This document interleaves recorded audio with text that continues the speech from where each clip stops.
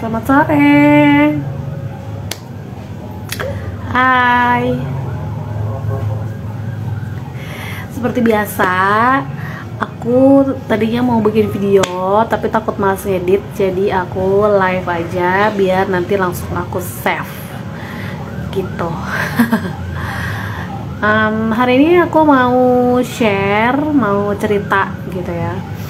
Soalnya kemarin tuh ada yang nanya, Kak gimana caranya, kok kayaknya kakak bisa ngontrol bipolarnya kakak gitu, bipolarnya aku gitu ya. Gimana caranya aku gimana caranya aku bisa ngontrol bipolarnya aku. Jadi aku ulas sedikit ya, bahwa bipolar itu adalah gangguan mood yang sangat ekstrim, dimana kita tuh ya gitu moodiannya dan ekstrim banget gitu. Kalau yang aku rasain dulu sebelum berobat itu rasanya kayak tiba-tiba sedih gitu, terus tiba-tiba marah gitu. Nah biasanya rasa yang sering keluarnya itu kan, kalau di aku sih rasa marah ya, rasa pengen marah-marah terus. Nah gimana caranya bisa ngontrol bipolarnya aku? Sebenarnya sampai sekarang keluhan-keluhan itu juga nggak seluruhnya hilang ya gitu, apalagi yang rasa marahnya itu gitu. Hai Nesh, apalagi yang rasa marahnya itu sampai sekarang tuh aku masih sensi banget orangnya sebenarnya gitu. Tapi memang udah nggak seperti dulu lagi. Nah gimana caranya biar bisa ngontrol bipolarnya aku? Yang pertama aku mau cerita dulu mundur. Bentar, ada kereta. Aku mau mundur ceritanya, flashback ke dulu pada saat aku mau berobat. Jadi dulu tuh tahun 2002 akhir aku tuh didiagnosa bipolar disorder, kemudian dirujuk langsung harus ke psikiater. Tapi aku tuh penasaran gitu, apakah aku tuh bisa terapi biasa sama psikolog apa enggak gitu. Nah jadi selama kayaknya kurang lebih 6 bulan sampai 1 tahun tuh aku coba konsul aja ke psikolog gitu. Terus aku pernah disaranin nulis journaling gitu ya, tentang perasaan aku hari ini gitu, apa yang aku rasain gitu, setiap harinya tuh apa yang aku rasain gitu. Tapi ternyata itu tidak membantu gitu. Aku tetap tidak bisa mengontrol rasa marahku, kemudian pengen rebahan terus di kasur seharian gitu ya, malas ngapa-ngapain gitu, malas berinteraksi sama orang, pokoknya pengen sendirian gitu. Itu tuh tetap kayak gitu. Nah akhirnya aku memutuskan untuk berobat. Nah pada akhirnya yang bisa membuat aku bisa mengontrol bipolarku sebenarnya adalah obatku, karena kata psikiaterku tuh bilang bahwa pertama kali efek pertama kali ketika kamu minum obat itu adalah kamu bisa berpikir gitu, kamu bisa berpikir, kemudian bisa mengontrol apa yang harus kamu lakukan dan tidak kamu lakukan kayak gitu. Nah jadi kenapa alasannya aku bisa mengontrol bipolarku ya sebenarnya itu gitu, dari obat itu gitu yang pertama. Jadi aku tuh bisa mikir, oh iya ya, kenapa ya aku kok pengen rebahan terus di kasur, oh iya kok aku kenapa rasanya pengen marah-marah terus, kok aku kenapa rasanya nggak mau bergaul sama orang gitu. Nah itu itu yang bisa ngontrol bipolar aku. Nah akhirnya si obat itu bisa buat aku berpikir, dan akhirnya aku bisa benar-benar berpikir untuk mengontrol apa yang aku lakukan. Jadi itu tipsnya. Ternyata memang ketika kita harus berobat ya memang kita harus berobat gitu, jangan ditunda-tunda, supaya sebenarnya yang banyak dikeluhin sama orang di sekitar aku tuh takut kecanduan gitu. Sebenarnya bukan kecanduan ya, karena memang kita sebenarnya masih butuh obat itu, makanya keluhannya masih ada kayak gitu.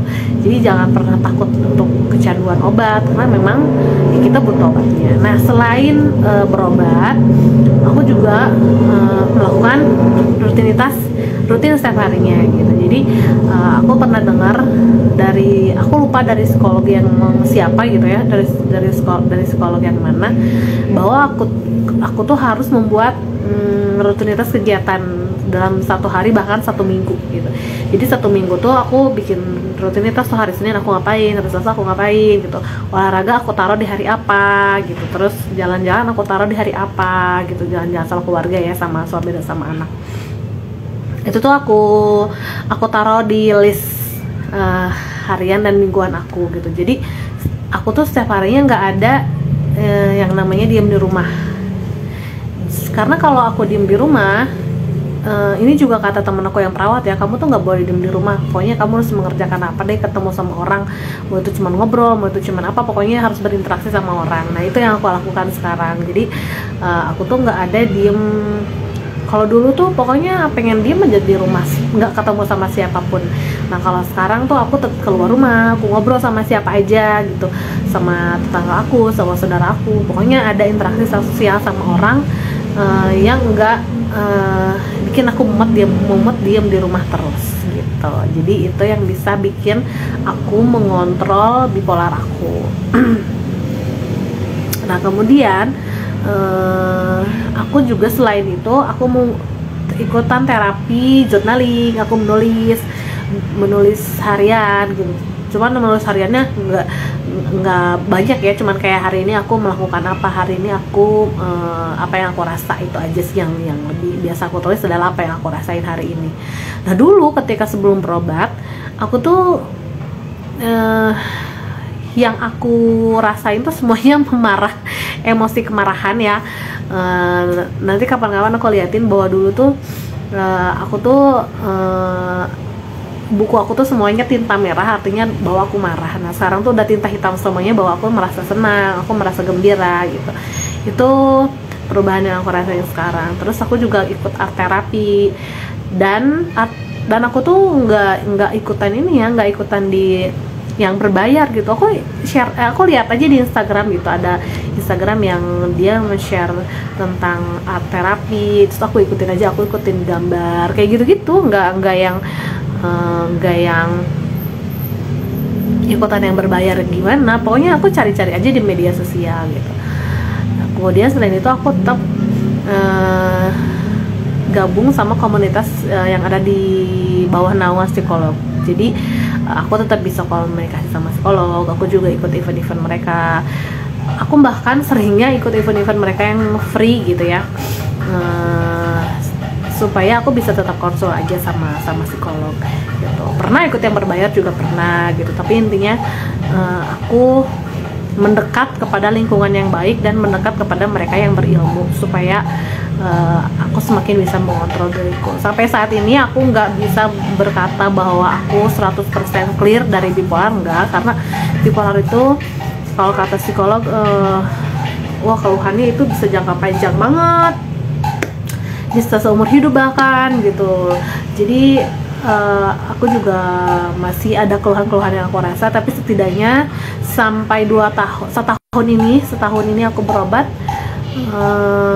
aku merasakan banget bahwa banyak perubahan yang terjadi dalam diri aku. Aku bisa ngontrol bipolarnya aku tuh karena hal-hal tadi gitu. Yang pertama aku berobat ke psikiater, yang kedua aku berada di bawah naungan psikolog, di grup gitu ya, di grup-grup yang ada psikolognya gitu. Kemudian aku gabung di komunitas-komunitas bipolar gitu. Kemudian aku juga journaling dan art terapi. Itu sih tips dari aku, mudah-mudahan membantu buat kalian semua yang mungkin gak cuma bipolar aja, tapi yang lain juga, keluhan-keluhan sakit mental yang lain juga, semoga membantu. Dan aku rasa apa ya, yang paling membuat kita bisa sembuh itu sebenarnya adalah niat kita sendiri gitu, keyakinan, keinginan kita dari hati yang paling dalam tuh kuat gitu. Aku pengen sembuh, itu yang bikin kita bener-bener bakal sembuh, karena itu ngerubah mindset kita dan bakal bener-bener bikin kita melakukan apapun deh, yang penting bakalan sembuh gitu. Jadi kalian juga harus benar-benar menguatkan iman menguatkan hati dan menguatkan rasa gitu untuk sembuh dulu gitu sebelum melakukan apapun untuk langkah awal kalian supaya kalian bisa sembuh gitu. Aku juga belum sembuh by the way, aku masih minum obat, tapi mudah-mudahan sih aku pengennya maksimal setahun lagi, aku pengen lepas dari obat, mudah-mudahan maksimal setahun lagi. Kalau kalian gimana? Ada cerita nggak tentang bipolar? Komen ya. Nggak cuma bipolar sih, pokoknya tentang apapun. Kalau kalian punya cerita, kalian komen-komen aja. Kayak gitu.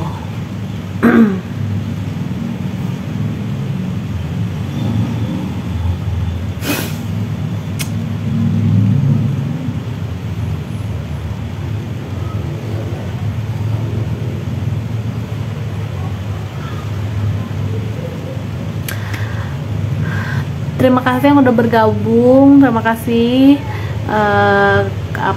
udah meluangkan waktu untuk masuk ke IG live aku. Semoga IG live aku kali ini bermanfaat, ada manfaatnya. Next mungkin aku akan bikin video yang lebih urut lagi, karena hari ini aku lagi agak nggak mood juga, lagi capek juga, tapi aku bikin video mungkin ada yang nonton dan bermanfaat, itu aja sih tujuannya. Oke, terima kasih. Bye.